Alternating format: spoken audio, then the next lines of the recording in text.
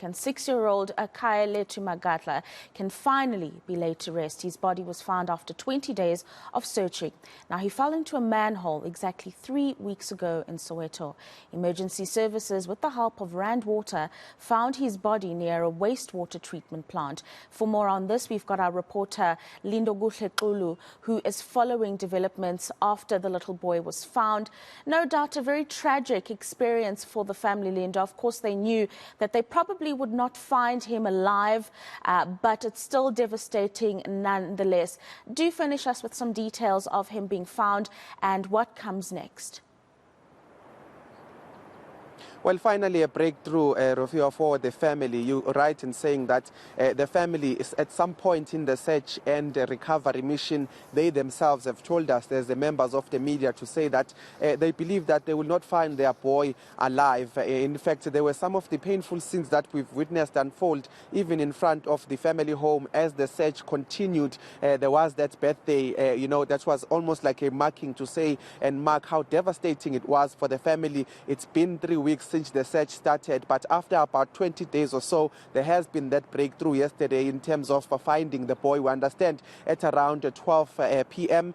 He was recovered in the split chamber. I want to show you exactly what I'm talking about because we've been referring to the splitter chamber for many days in terms of the search that had continued. I can tell you that from Dlamini to this particular split chamber here, it's about 9 kilometers that needed to be searched thoroughly before they could focus the efforts in terms of trying to search this particular split chamber. I'll take you inside to give you really a sense of how it looks like. But this is where we understand the pipes converge in terms of that particular search, in terms of some of the sewer pipelines that are coming from Soweto. I'll ask my colleague Pesi to just be careful in terms of moving around here. But what we are trying to show you is that the splitter chamber is where these pipes then split in terms of going into 3 pipes. And we understand that after searching that 9-kilometer pipeline, they had to then focus their efforts in terms of searching these huge pipes, which are 3 pipes that you are seeing right now on your pictures. So this is what was the workload of the EMS, South African Police Service,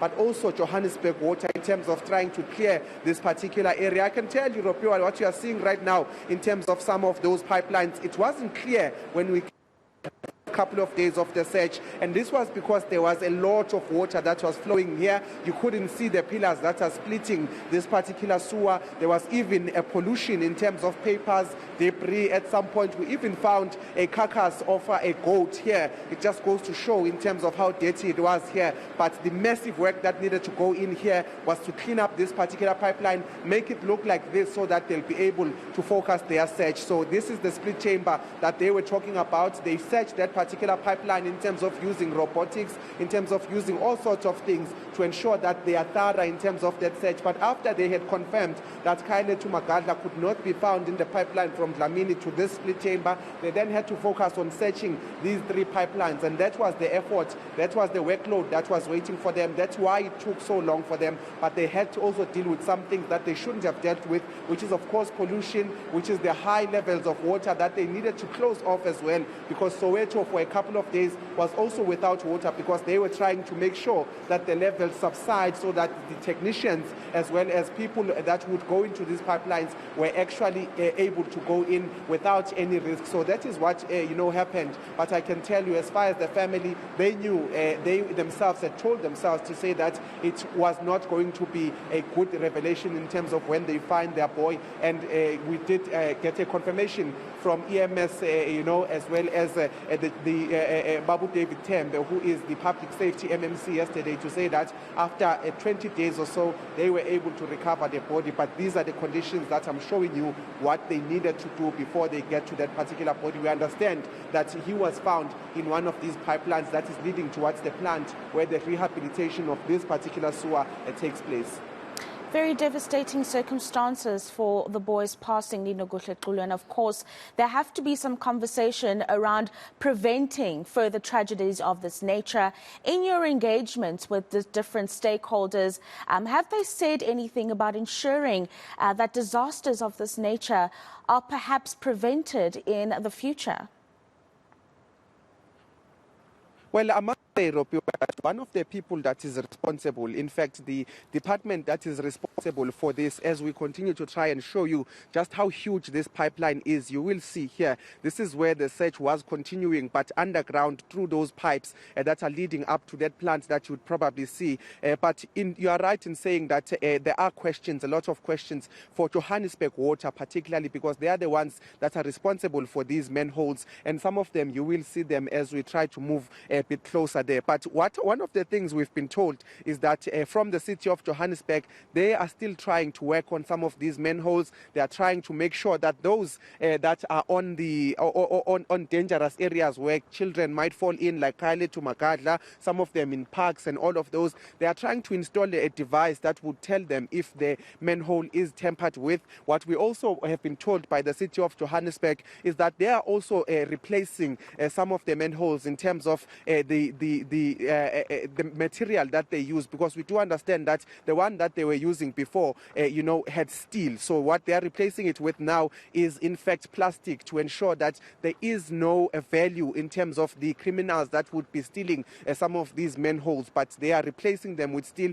But we understand that this will not be happening to all of the manholes. They are looking at about 1,400,000 manholes around Johannesburg, and they are saying that they are prioritizing the ones that would cause danger as far as children falling in are concerned. But I'm just going to show you one of the manholes. It was open at some point when we were here, and what you are seeing now is that it has been replaced in terms of the material that's been used. We understand now plastic is being used instead of steel, because that is the value in terms of those that would be taking these manholes and taking them to a scrap metal to get some monetary value. But you are seeing now they are going to try and replace them in terms of the material here, and this is the kind of material they're saying they're using plastic, and it will not require them to actually come and replace the manholes every time they are stolen, because there is no value as far as scrap is concerned when it comes to plastic. So those are some of the things that they're saying they're working on as far as these things are concerned.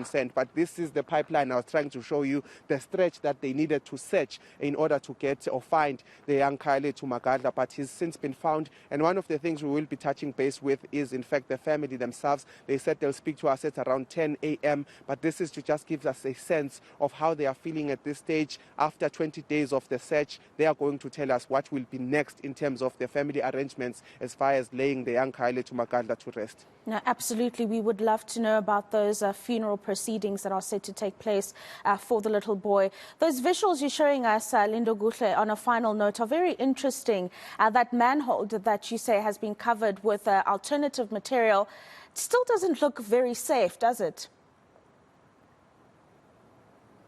Well, Propio, I can tell you that it's just a desperate effort from the city. It's been a long time coming. I mean, like the public safety MMC David Tembe said when he joined us one of the days to this search, he was telling us that as early as 2004, there was an incident that had happened. So they've been dealing with issues of the manhole, and they are saying themselves that Johannesburg Water needs to move in terms of ensuring that there is a safety here. But what you are looking at is a manhole that has been replaced in terms of the monetary value of the steel. They are replacing it with plastic, but it does have the same weight, because we have tried to lift some of these manholes before. It does have the same weight as far as the manholes are supposed to, so that to ensure that it's not easy to open them. But I can tell you that one of the issues here is that they'll not be able, it's not a rollout of these manholes. They are not going to each and every one of the 1.4 million manholes. What they are doing, in fact, is replacing those that have been stolen,